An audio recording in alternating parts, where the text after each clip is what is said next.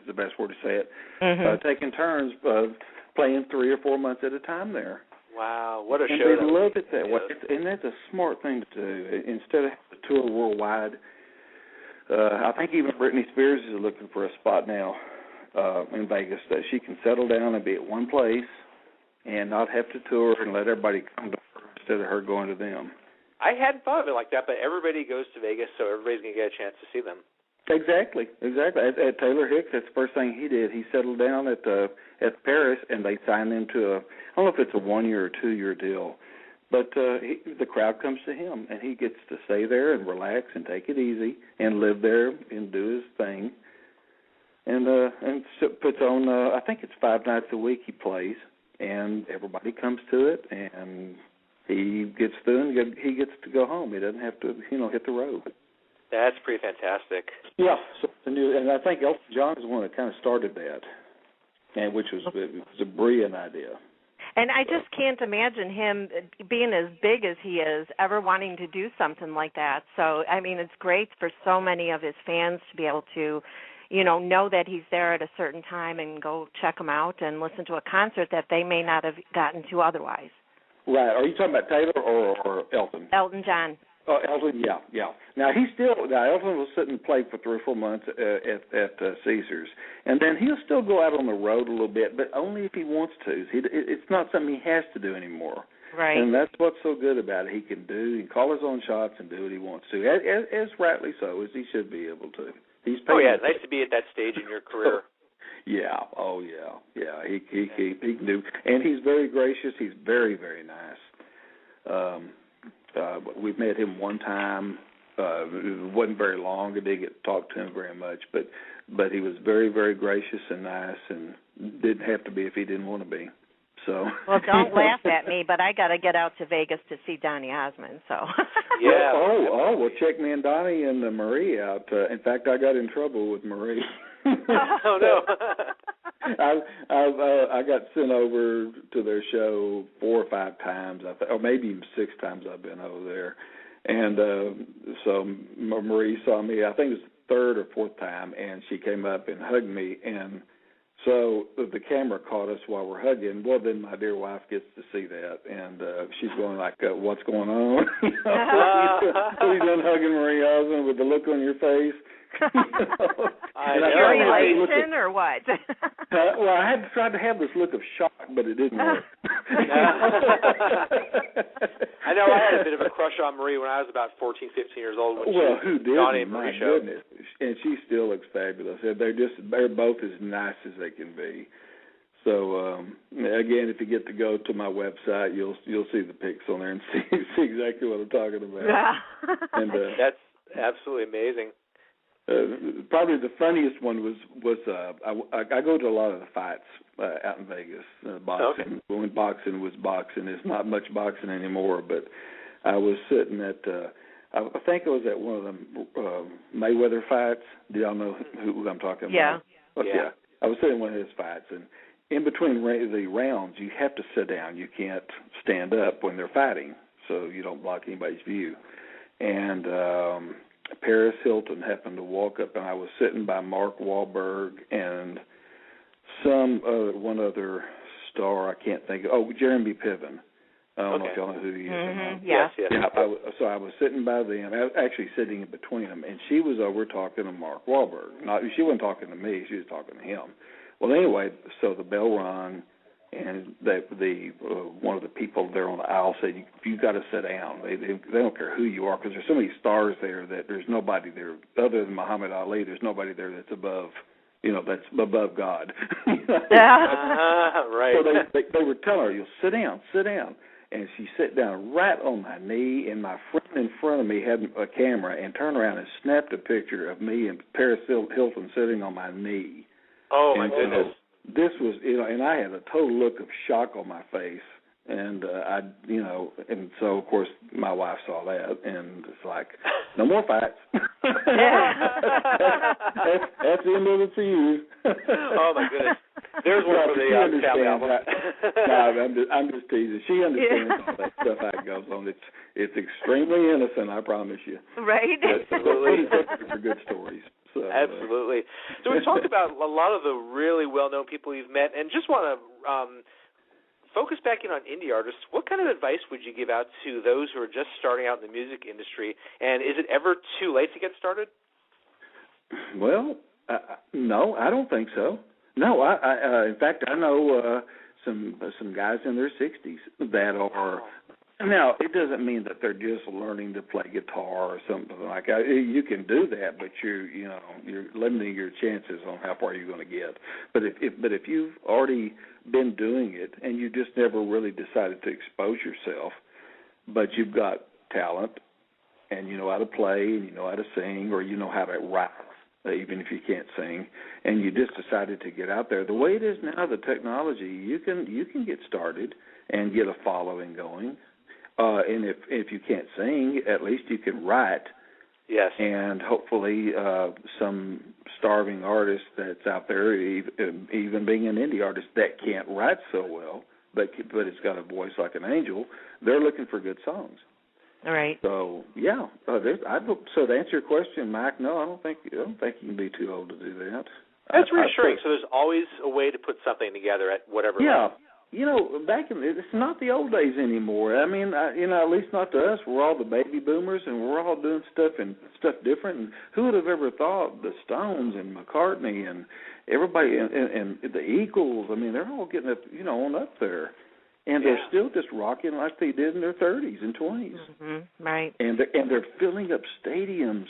I mean, still, that's amazing to me how they can do that.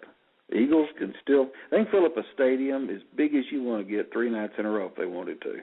Absolutely. Exactly. Yeah, they sell tickets out in minutes.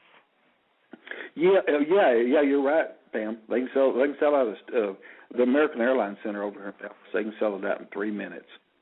Oh my God. Absolutely, just sell that, and they would pretty much put any kind of price they want to on their tickets. Yeah, it makes it hard for a fan, but I mean, it's good that they still have a following for the artist. Yeah, well, they do. They have a really nice following, and I'm friends with one of their songwriters, the one that wrote Jack. I say it's horrible to say somebody's your friend, you can't think of their last name, but he's the one that wrote "Peaceful," and he wrote some songs for Johnny Rivers and Jack Timpson. Sorry, Jack. I'm sorry, Jack. I'm bad on names. But anyway, he wrote. In fact, he just had an Eagles documentary or biography, if you want to call it, on Showtime or HBO on something. I don't know if y'all saw it or not. No. But it's been playing. My gosh, it's been playing nearly every night for the last month. And but I can't. And it seems like it's on HBO. But Jack's on there, and it shows Don Henley. Well, it shows all of them are on there. Mm-hmm. And we got to know Henley because he and I had a boat side by side up here just outside of Dallas, and so we got to kind of know him from that. And cool. Yeah, that was nice. And it was nice not to have to talk music. It was nice to talk a little bit of music, but you didn't have to. You could just sit and talk and drink a beer and just be a regular guy, I guess that makes sense. Sometimes you're not on the clock.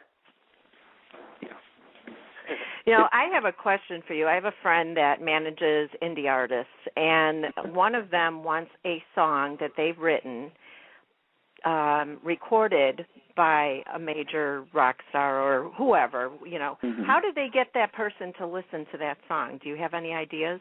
Well, if they're on Facebook, lots of times you can get on Facebook and you can try friending them. Now, lots of times they don't have regular Facebook deal. They have like pages. Exactly, yeah. So you start that route. You get on there. You try to get on their website. You try to find people that might know them. You hook up. You just about I get this question all the time. It's really hard to answer because there's just there's no really easy way. No, there's really not, Pam. There's no perfect way to do it. You know, you just start digging. I don't know how else to say it. Right. You try everything in the world. I wanted to meet a guy that had a song called Laugh Laugh from 1964, I believe. It was by the Bo Brummels. I mean, Sal Valentino. Sal Valentino, you got it. Yeah. I'm good at name drop. I saw him the other night. He lives here in Sacramento. He lives in Sacramento, yes, exactly. Well, I'm just finding all this out now in the last couple months. Wow. And it's from an indie artist that I had on my first show. And she said, you know, and I've had her on my radio station for a couple of years, but I never knew she knew Sal. I mean, it just never came up. And I still, to this moment, don't know exactly how it came up. And she must have told me, because I can't imagine why I would just say it. But she mentioned it to me. I do believe that have you ever talked to Sal Valentino? And I'm like, Sal Valentino, and I'm, you know, I just know the Bo Brummels. And she goes, well, he played with the Bo Brummels, and I'm going, oh crap. Ding ding ding. And so, and she goes, he's the one that sang Laugh Laugh, and I'm going, oh my God, that was my song in the sixth grade. Period. Wow. Nothing else mattered but that song. I played it over and over and over and over and over. Oh wow. So then I finally got an album signed. I saw him in concert somewhere. And I don't remember, it was somewhere in Fort Worth or Dallas or somewhere, but they all the original guys signed the album for me. So anyway, Sal friended me, or she told Sal friended me on Facebook, and I sent him a picture of the album, and so I'm going to have him on the show here pretty soon. So that's going to be, you know, that's really a cool treat for me. Oh, I'm sure somebody that you have loved for so long, and then you're going to get to talk to doing a lot with it, probably if it hadn't been for this particular person. So, right. And I wasn't looking for it to happen. It just happened. Well, sometimes it's just meant to be, you know. Yeah, exactly. You just never know. You never know. I didn't actually go to Vegas to see Taylor Hicks. I just happened to get there, and somebody said, "Hey, Taylor's here." I'm going, Taylor who? They go, Taylor Hicks.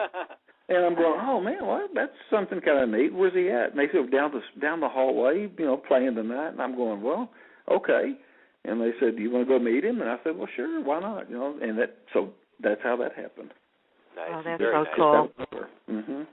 Well, we're getting to the top of the hour, but I wanted to mention that Mike and I both listened to two of the Crosswind songs and absolutely love them. Oh, thank you. If you wouldn't mind if I play when we let you go one of the songs I have lost along the way on my studio. Oh wow, that was off our third CD from 2004.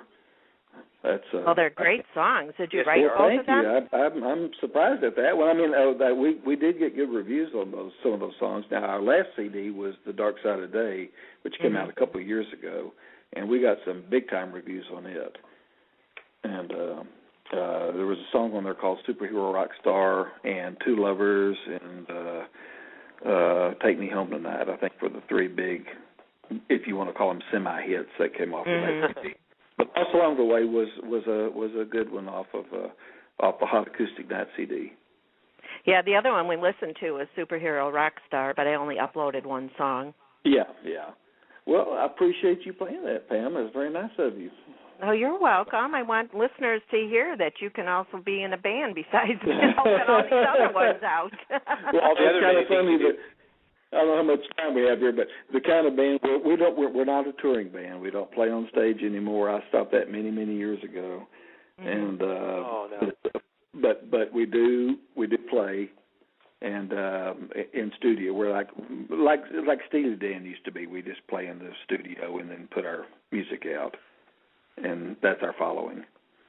Well, that's a good way to go, too. I'm sure that people are happy just to hear the music. You know, of course, it's nice to go on tour, but at least if you're still making music, they can hear it. Yeah, right, exactly. Yeah, they really wouldn't want to see me. Like I said, if I have a couple of drinks and get on stage and bang a tambourine with somebody, that's about the extent of my playing. It's about the extent of my tours these days. Yeah. Funny. Well, I think Mike and I would like to hang out with you just one night. My gosh, what an interesting life you've had. Well, just be sure we have a good bail bondsman then. Right. That's right. Well, you'll need to contact me if you're ever hanging out with John Bon Jovi, because I would just die. Oh, I wouldn't be able to say anything to him, but I would just love to be in his presence. Yeah, nothing would come out of your mouth with it. Just be like my sister. That's what she's telling me. I've got them first. It's for the April something concert. I think it's over in Dallas, and going to sit on the front row.